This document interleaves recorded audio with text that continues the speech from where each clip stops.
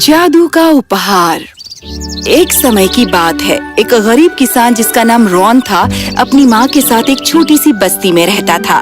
पैसे का बहुत अभाव रहता, तो उसने फैसला किया पड़ोस के बड़े गांव में जाने का काम की तलाश में। उसकी माँ ने दोपहर के खाने के लिए उसे ब्रेड के 3 टुकड़े दिए। ये ले लो और कृपया सावधान रहना और खुद का ख्याल रखना। फिक्र ना करो माँ, मुझे जल्दी ही काम मिल जाएगा, फिर हमारी सभी समस्याएं खत्म हो जाएगी। रॉन घंटों जंगल में चलता रहा।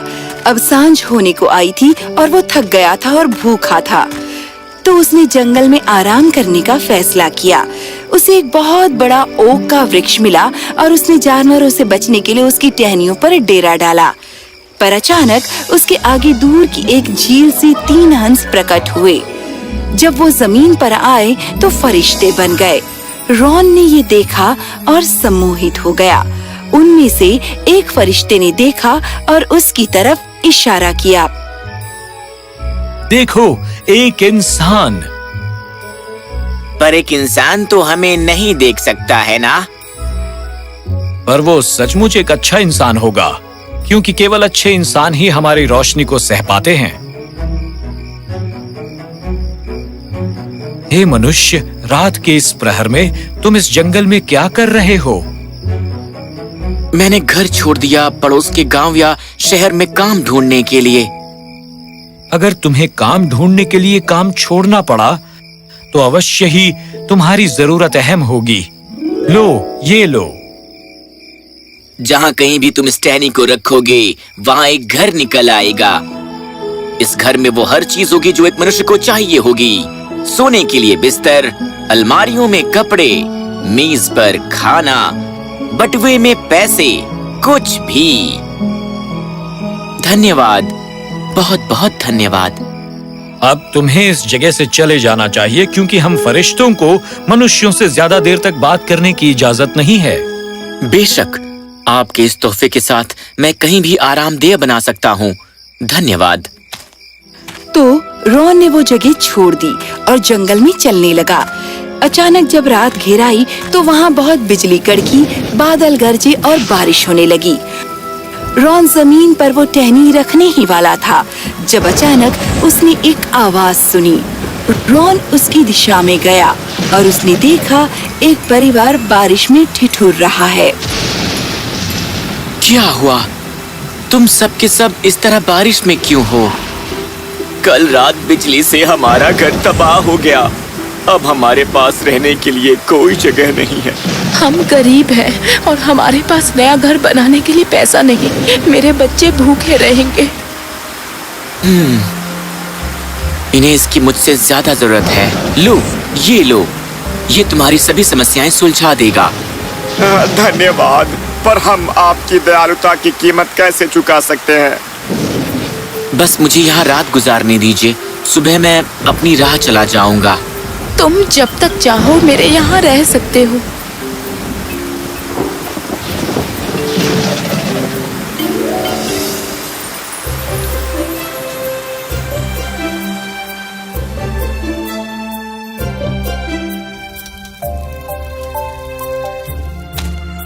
रॉन ने सुबह घर छोड़ दिया और अपनी राह निकल पड़ा फिर से काम ढूंढने के लिए। वो पूरा दिन जंगल में चलता रहा और रात में उसने आराम करने का फैसला किया। इस बार उसे पहाड़ी पर एक छोटी गुफा मिली और वहाँ उसने रात गुजारने का फैसला किया। वो सोने ही वाला था कि उसने वही अजीब रोशनी आसमान में देखी। हंस नीचे उड़कर आए और फिर से फरिश्ते बन गए। उनमें से एक फरिश्ते ने उसे देखा। ये क्या वही मनुष्य फिर से? क्या तुम हमारा पीछा कर रहे हो? ऐसे भी यहाँ तुम क्या कर रहे हो? क्या कल रात हमने तुम्हें एक घर नहीं दिया था? तो फिर तुम जंगल में क्यों हो? ओह, मैं वो जादू का घर अपने साथ नहीं रख सका। और रॉन ने फरिश्तों को वो सब कुछ बता दिया जो पिछली रात हुआ था। तो बात यह है कि मैं अभी भी दूसरे गांव की ओर जा रहा हूँ, काम की खोज में। खैर, जो कल रात तुमने किया वो दया का काम था और बेवकूफी का भी। देखो, हम तुम्हें उस जादुई घर जैसी शानदार चीज दोबारा नहीं दे सकते हैं, पर हम तुम्हें ये दे सकते हैं, एक थाली जो तुम्हें कभी भूखा नहीं रहने देगी।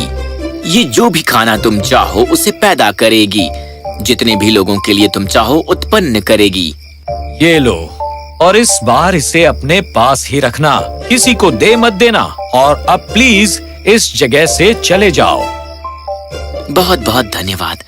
मैं तुरंत ही इस स्थान से चला जाऊंगा। रॉन जंगल में चला और जल्दी ही वो एक छोटी सी बस्ती में पहुंचा जो जंगल के बीचों बीच थी। अचानक उसने एक बूढ़े आदमी को देखा जो अपने सिर पर घास का बंडल उठाए हुए था। वो आदमी इतना बूढ़ा और कमजोर था कि वो उस बंडल के वजन से तकरीबन गिर सा गया। रॉन ने उसकी मदद की।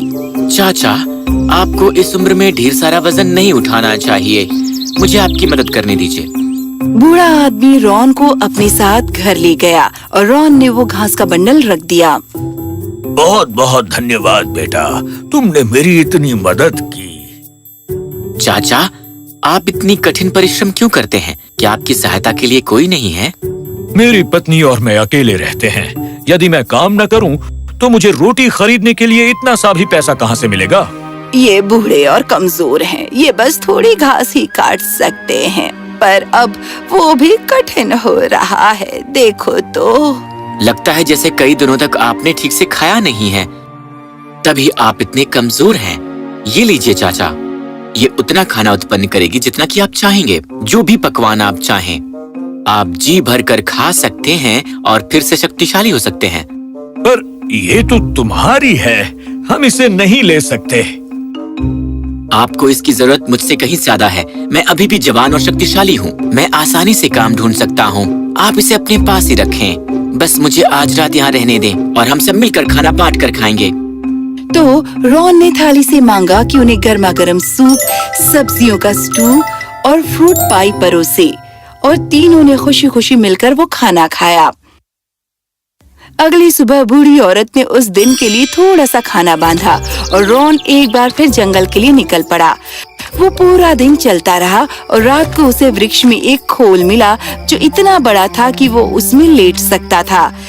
जैसे ही वो लेटा, उसने आसमान में वही रोशनी देखी। हंस नीचे उतरे और जल्दी ही फरिश्ते बन गए। तुम फिर से? अब तुम यहाँ पर क्या कर रहे हो? क्या कल रात हमने तुम्हें वो थाली नहीं दी थी जो भोजन उत्पन्न कर सकती थी? कृपया अब हमें ये मत कहना कि तुमने उसे भी दे दी।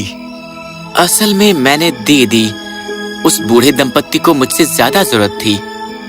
और रॉन ने उन्हें उस बूढ़े दंपत्ति के बारे में सब कुछ बताया जिनसे वो पिछली रात मिला था। अब हम तुम्हें क्या दें? कोई बात नहीं, आपको मुझे कुछ देने की जरूरत नहीं है। हमें देनी ही होगी जब भी हम किसी ऐसे मनुष्य से मिलते हैं जो हमारी रोशनी बर्दाश्त कर सके। पर ध्यान रहे, ये हमारा अंतिम उपहार होगा। ये जूते लो, ये तुम्हें एक ही क्षण में जहाँ कहीं जाना चाहो ले जाएंगे। ओह, ये तो बहुत फायदेमंद होंगे। कृपया ये ले लो और इस जगह से चले जाओ, और ये उपहार खुद के लिए ही रखना। धन्यवाद। तो रॉन ने जूते पहने और मुराद मांगी कि अगले गांव पहुंच जाए। तुरंत ही वो जंगल से गायब हो गया और अगले गांव में प्रकट हुआ एक सराय के पास। रॉन ने वहां रात गुजारने का फैसला किया। जब वो सराय में खाना खा रहा था तो एक और यात्री उसके साथ शामिल हुआ। आपको एतराज तो नहीं अगर मैं यहाँ बैठ जाऊं? बिल्कुल नहीं, आइए। मेरा नाम है जॉन, और तुम्हारा क्या नाम है और तुम कहाँ से आ रहे हो? मेरा नाम है रॉन और मैं यहाँ काम की तलाश में आया हुआ हूँ। अपने बारे में बताओ। मैंने घर से दूर पिछले 5 साल तक कड़ी मेहनत की है और इंतजार नहीं कर पा रहा हूँ कि कब वापस पहुँचूं। दरअसल मैं अपनी यात्रा को इस खाने के तुरंत बाद ही फिर से जारी रखूंगा। तुम रात को यात्रा करोगे? तुम नहीं जानते घर की याद कैसी होती है रॉन। मेरा बेटा अवश्य ही मेरा इंतजार कर रहा होगा। मैं 2 दिन पहले पहुंच गया होता अगर ये बारिश और तूफान ना आए होते तो। लगता है जैसे आज रात भी बारिश होगी। मुझे परवाह नहीं, मैं घर जा रहा हूँ। आओ, मेरे साथ आओ। ये पहन लो। क्यों? ये जूते तुम्हें एक ही क्षण में घर ले जाएंगे। मुझे कहीं भी जाने की जल्दी नहीं है। मुझसे ज्यादा तुम्हें इनकी जरूरत होगी। तो जॉन ने जूते पहने और तुरंत ही वो घर जाने के लिए गायब हो गया। अगली सुबह रॉन गांव भर में घूमा काम की तलाश में, पर उसे कोई काम नहीं मिला। रात को वो सराय में लौट आया। वो अपने कमरे में गया और सोने ही वाला था जब उसने वही अजीब रोशनी देखी। दोबारा देखा हंस और फरिश्ते। तुम निश्चय ही हमारा पीछा कर रहे हो। नहीं, मैं नहीं कर रहा। लगता है कि तुम्हें जूते तुरंत यहाँ पर लाए हैं, लेकिन तुम अभी भी इस सराय में क्यों हो? तुम अपने खुद के घर जा सकते हो ना, और काम के लिए वापस आ सकते हो। अभी भी तुम्हारे पास वो जूते हैं, है ना? नहीं। रॉन ने उन्हें उस यात्री के बारे में सब कुछ बताया। हमारे पास तुम्हें देने के लिए कुछ नहीं है। कोई बात नहीं। यदि तुम चाहो तो हम अपने उपहार तुम्हारे लिए वापस ला सकते हैं, उन सब से वापस जिन्हें तुमने दिए थे। सोचो, यदि तुम घर मांगते तो फिर तुम्हें एक और दिन काम करने की जरूरत ना होती। तुम खुशी खुशी अपनी माँ के साथ वहाँ रह सकते। या यदि तुम वो थाली वापस ले लो तो तुम्हें और तुम्हारी माँ को संसार का बेहतरीन खाना मिलता और तुम्हें कभी परिश्रम करने की जरूरत नहीं पड़ती। और जूतों के साथ तुम घर और काम एक ही क्षण में जा सकते हो। बताओ, कौन सा उपहार हम तुम्हारे लिए वापस ले आएं? उनमें से कोई भी नहीं। जिन्हें मैंने वो उपहार दिए हैं, उन्हें उनकी मुझसे ज्यादा जरूरत थी। मैं बहुत संतुष्ट हूँ उसी में जो मैं हूँ, जवान, शक्तिशाली और काम करने में सक्षम। है, जैसी तुम्हारी मर्जी। फरिश्ते गायब हो गए और रॉन सो गया। अगली सुबह जब रॉन जागा, उठो बेटा। माँ, आप यहाँ क्या कर रही हैं? क्या? देखो यहाँ क्या हुआ है बेटा। ये क्या है? हमारा घर अचानक इस हवेली में बदल गया है। कैसे? अचानक एक हंस खिड़की से उड़कर अंदर आया और एक छोटा सा स्क्रोल रॉन की गोद में गिरा दिया। रॉन ने उसे खोला और पढ़ा। हम केवल तुम्हें परख रहे थे। हाँ, जिन लोगों को तुमने उपहार दे दिए थे, उन्हें उनकी तुमसे ज्यादा जरूरत थी। उन्हें उनकी जरूरत थी, पर तुम्हारी उदारता और दयालुता के कारण तुम उनके हकदार बने। हमारे दोस्त और फरिश्ते। तो रॉन और उसकी माँ अपनी बाकी की जिंदगी राज़े खुशी और ऐशो आराम से रहे, पर वो कभी नहीं भूले दयालु बने रहना और अपने अच्छे खुशनसीबी और अपने आसपास के सभी लोगों से साझा करना।